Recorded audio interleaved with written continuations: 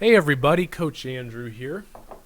I'm wrapping up a day at the office. I'm just waiting for some videos to finish processing, so I wanted to film a quick video because I feel like talking about something that's been really important in 2019 for me and for a lot of my clients, and that is overcoming the fear of rejection and liberating yourself, freeing yourself from the captivity of your mind by finding a way to care less about what other people think of you. How to care less about what other people think of you. This is a topic of liberation, and I had a lot of clients in 2019 who struggled with this. I work with coaches and consultants. I help them build online businesses, and when you're a coach, when you're a consultant like me, you have to push yourself out there a lot. I'm the only person in my business. I have no employees.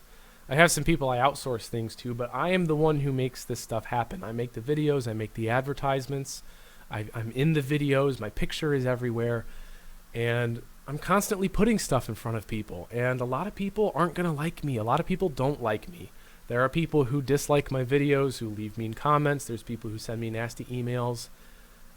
There's always going to be rejection and criticism, and this is something that I have to help a lot of my clients push through, whether they're my life coaching clients or my business coaching clients. This is something that all humans struggle with, right? Because that fear of rejection is hardwired into our DNA. We are programmed to be scared of rejection because our ancestors, if they were rejected by the tribe, if they were separated from the tribe, if they didn't fit in, sometimes they were killed or abandoned.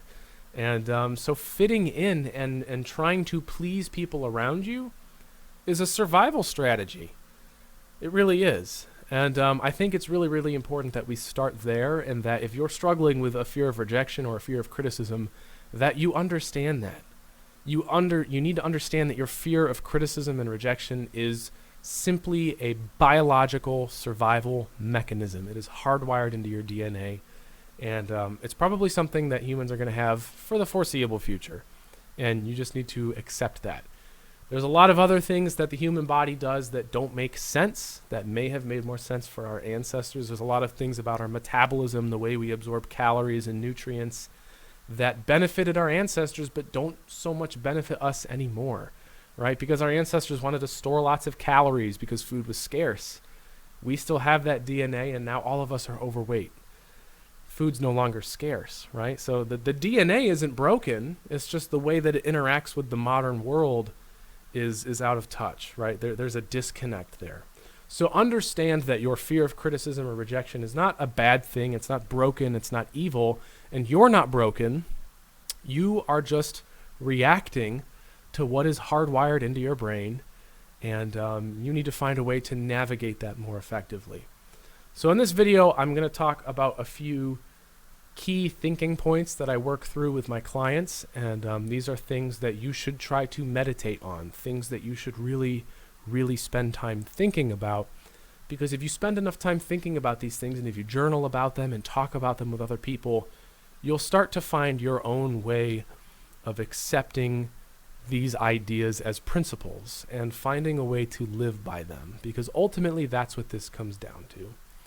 A lot of people struggle in the modern world, and they struggle with psychological and mental roadblocks because they don't have a set of principles for navigating these things, right? And a really, really great philosophy that I'm going to be referencing a lot in this video is Stoicism. And if you're not familiar with Stoicism, there are some really great channels out there. Andrew Kirby is probably one of my favorite YouTube channels. You should go check him out. He talks a lot about Stoicism. Ryan Holiday, he has the Daily Stoic podcast. That's another great one. Go check those out. But I'm not going to talk about Stoicism or what it is. Just know that it is a set of principles that if you learn and study and meditate on, it can help you navigate things like the fear of criticism and the fear of rejection. So, the first talking point that I want to bring up is that you have to face this. You have to face your fear of rejection, because if you don't, you will live in a mental prison. You'll live in a mental prison for as long as you don't face this, because a fear of rejection or criticism will keep you from going out in the world and doing the things that you have to do. There are things that you are called to do. And in order to be a person who does things and is important and makes an impact and communicates and does something in this world and in the society that you live in, you have to be vocal. You have to be willing to take action. And the truth about criticism and rejection is that the only way to avoid criticism and rejection is to never do anything, to never say anything, and to never be anyone. You have to be nothing to avoid criticism and rejection. Fact of the matter is, it's there, and you have to face it. It's not going to go anywhere, and running from it is only going to erase your identity. It's going to destroy the person that you are supposed to be. When people say mean things to you, when they criticize you, when you feel rejected, if you try to run from it, the only way to do that is to erase parts of yourself. Try to erase the thing you said, the thing you did, the way you behave. You're going to keep trying to modify yourself and change who you are at the very core of your being so that you can escape how other people interact with you. Because if there's nothing to interact with, they no longer have anything to criticize. But the truth is, people will then criticize you for not doing anything. People will criticize you for not living, for not existing, for being lazy, for not speaking up, for not taking action. People will reject you because you don't stand up for anything. So you see, there's really no winning. There's no winning. Even people who are dead still get criticized. It's the sad truth. Don't criticize, well, maybe you could criticize some dead people. Don't waste your time criticizing anyone. That's my opinion. But you can't run from this. And that's the first thinking point. You cannot run from criticism or rejection. You have to face it, right? The second talking point that I want to bring up that I think a lot of people should meditate on and think more about is just the fact that there's a lot of people on this planet. There's a lot of people on this planet, and you don't have to think very hard or even be that smart to realize that a lot of people out there have dangerous ideas. A lot of people living on this planet, in fact, I would say a majority of people living on this planet, have harmful or ignorant or dangerous or a combination of the three ideas. Their belief systems are toxic. A lot of people are very, very close-minded. They don't listen to other people. They're selfish. They think about themselves. I am in no way saying that I'm perfect either, right? I am selfish sometimes. I'm ignorant about a lot of things. Cope with that in your own way, if you will. But recognize that the majority of people are ignorant and selfish and dangerous and harmful, and they don't think about it. They don't know that they are. They've never thought if they're wrong. They don't care. They want to be right. If we can agree on that, then we can also agree that you should not be surprised when you encounter these people. You shouldn't be shocked or taken aback when you encounter a person who is ignorant. When a person who comments on my YouTube video and says, something mean about my coaching program or my videos or me as a person, I can sit there and immediately start validating them by thinking, is he right? Is what he said true? Did I do something wrong? Why did I make him mad? If I start thinking things like that, if you start thinking things like that, you immediately validate the criticism. You validate the rejection.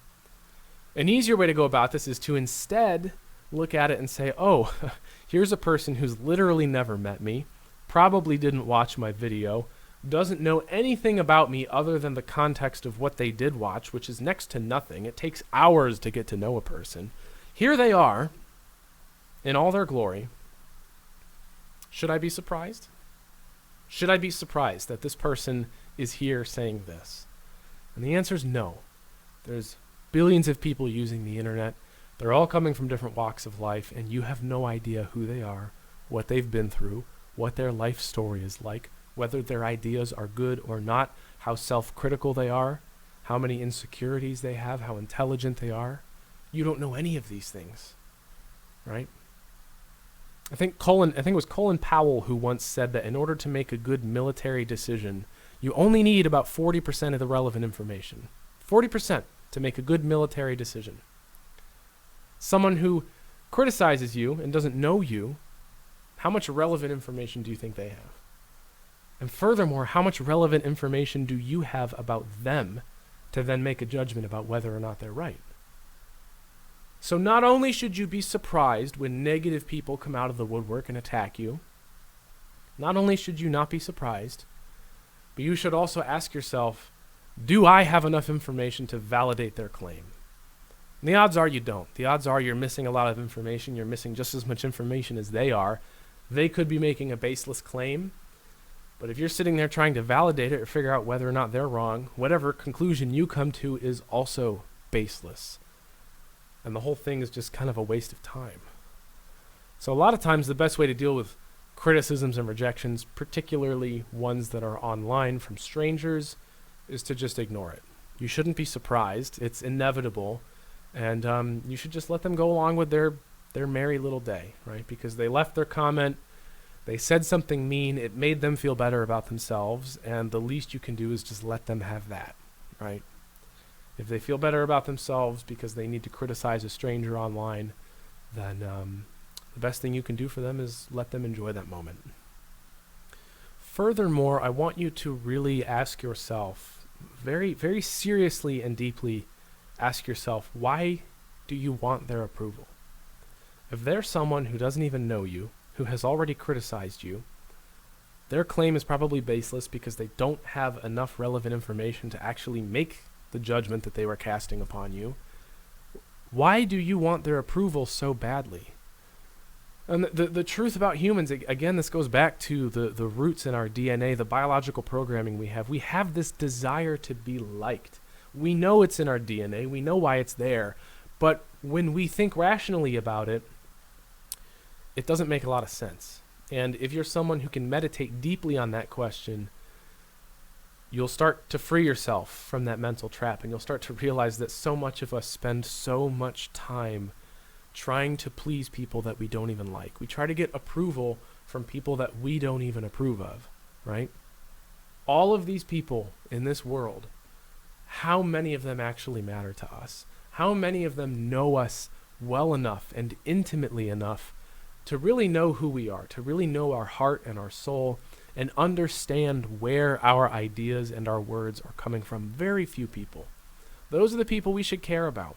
Those are the people we should really care about and listen when they speak, particularly when they speak harshly, when they criticize us, because there is something to be learned there. But ultimately, this comes down to you, because you have to decide what you care about. And if you care about what strangers who don't even know you are saying, that's a problem with your values. That's probably a problem with your self-esteem and your confidence, because the truth here, at the core of the matter, is that your own opinion about yourself is the only opinion that matters. It is the most important opinion. And if you have trouble validating yourself, if you do not have enough self-esteem or confidence to feel good about yourself and to be confident when you speak and take action, you will seek that validation from other people, when instead it should be coming from yourself. If you can live your life with integrity and live your life as a student, as someone who is a learner, and be willing to take criticism from people who are intelligent, who know you, whose criticism matters, if you're willing to listen to them and continually learn and be okay with making mistakes and be okay with messing up and being criticized, but being willing to listen and say, what did I do wrong and how can I do it better? If you're willing to live your life like that, then you can live a life of integrity. Because no matter what you do, no matter what you say, no matter what you get criticized for, you know that you'll listen and you can learn and grow as a result of those criticisms. And it's not about being right. It was never about being right for you. For you, the most important thing was learning and getting better. You'll find that a lot of people who constantly criticize others and who judge other people, people who are prejudiced, those people want to be right. And they validate themselves by thinking that they're right and constantly pointing out that other people are wrong. It's a flawed methodology, and most of the time they're not even correct. They're not even factually sound in the things that they say or do. But that's how they get their validation. If you can avoid that system of thought entirely and instead base your life and your actions and your thoughts and your words upon your own set of principles, your own system that is based solely upon learning and improving, then all of a sudden criticism and rejection is no longer harmful. It's actually something that you're seeking. Because when criticism and rejection and skepticism comes from intelligent people who have relevant information, who know you well enough to form meaningful opinions about you, when you get that from them, you're getting what you need. You're getting the information that is going to make you a better student, a better learner. And the difficult things in life are no longer bad. They're actually useful now. I think the most important thing going into the new year for people who are struggling with a fear of rejection or a fear of criticism is to just know that you can't run from this. You have to face it, and it will always be there. But if you work your way through it, if you read what people say, if you listen to what people say, and you rationally work through it, ask yourself, do they have enough information? Who are they? What have they been through? What's their story? Why did they do this? If you can sort your way through all of the criticism and the rejection and run it through those filters, you will find that a lot of it does not matter. The great majority, 95 to 98% of criticism and rejection that you get is irrelevant. It doesn't matter. But you will find that sliver of criticism and rejection that does matter, that is relevant. And if you can approach that as a student and a learner, you will be able to improve yourself. You will make yourself better by paying attention and living your life as a student.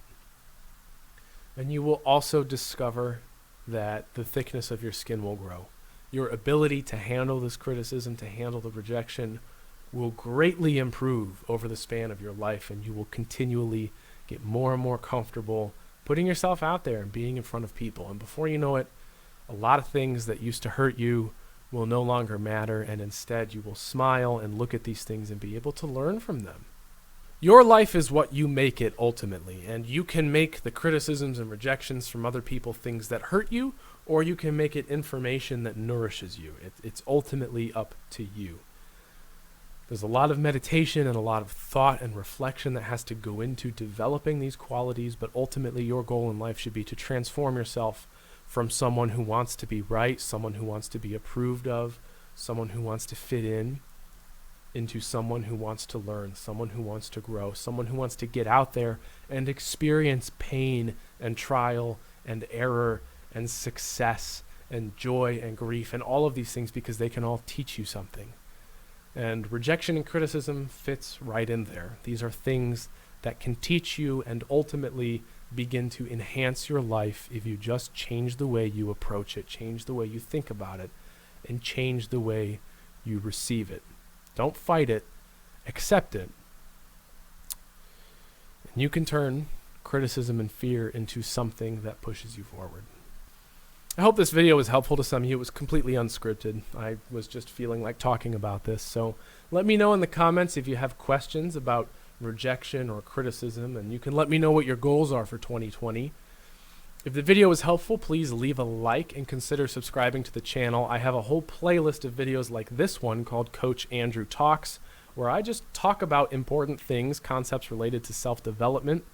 And I have another series called Ask Coach Andrew, where you can leave your questions. You can send them to the email in the description, or you can leave them in the comments.